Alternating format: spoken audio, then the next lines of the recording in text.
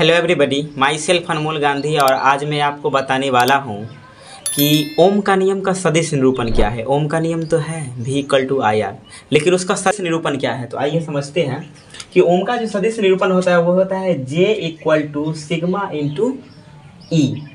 जे धारा घनत्व है, सिग्मा प्रतिरोधकता के विलोम को सिग्मा कहते हैं, और ये हो गया विद्युत क्षेत्र। तो इसको कैसे सॉल्व करें।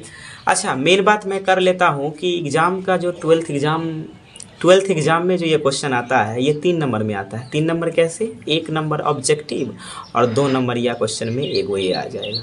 तो बहुत ही आसान है, ध्यान से देखिए और मैं 100% गारंटी देता हूँ कि आपको पूरी समझ में आएगा। वीडियो अंत तक देखिएगा। तो आइए सबसे पहले देखते हैं कैसे सॉल्व करते हैं। सबसे पहले कैलकुलेशन की बात करें। कैलकुलेशन तो हमें J=σ प्रूफ करना है। तो हम चलेंगे कहाँ से, वी नो डैट प्रतिरोधकता से हम क्या जानते हैं, ρ=ρ/L। बस ये सिंगल फार्मूला से ओम का नियम प्रूफ होने वाला है। J=σ, बस इसमें कुछ वैल्यू पुट करना है।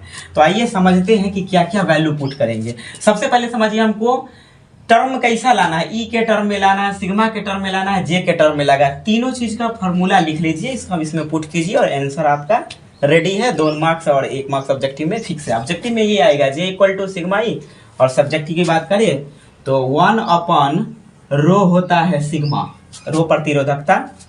और हम पढ़ चुके हैं विद्युत धारा विद्युत विभव संबंध E=V/R, या इसी R को L लिखेंगे दूरी के टर्म में, तो E=V/L ये लिख दिए।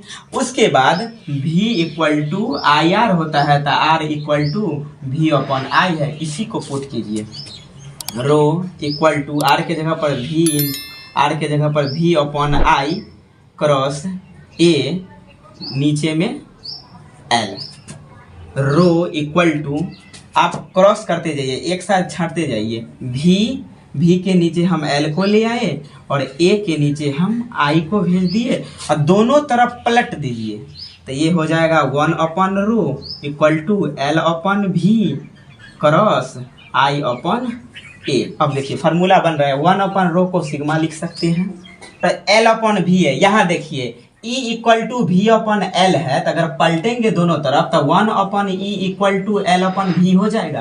तो यहाँ पे क्या पुट करेंगे, 1/E क्रॉस I/A को क्या बोलते हैं, I/A को बोलते हैं धारा घनत्व J।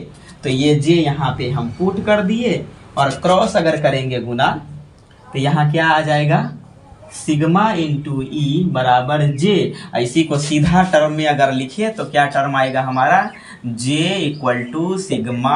चूंकि ये वेक्टर फॉर्म है, ये भी वेक्टर फॉर्म है, इसलिए ये इस प्रकार प्रूफ हो गया। 2 मार्क्स में आए तो आप इस प्रकार लिख दीजिएगा, 1 मार्क्स में आए तो यहाँ से मैंने तो आपको सिर्फ 3 नंबर बोला था, लेकिन यहाँ से बहुत सारे क्लियर हो सकते हैं।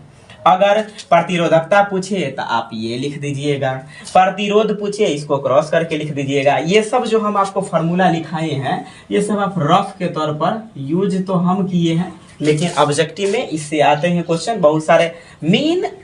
इसका मेन कॉन्सेप्ट है कि बहुत सारे फार्मूले को कंबाइन करके नया फार्मूला तैयार करना। तो वही नया फार्मूला हम तैयार किए हैं, J=σ। इसी को बोलते हैं ओम के नियम का सदिश निरूपण।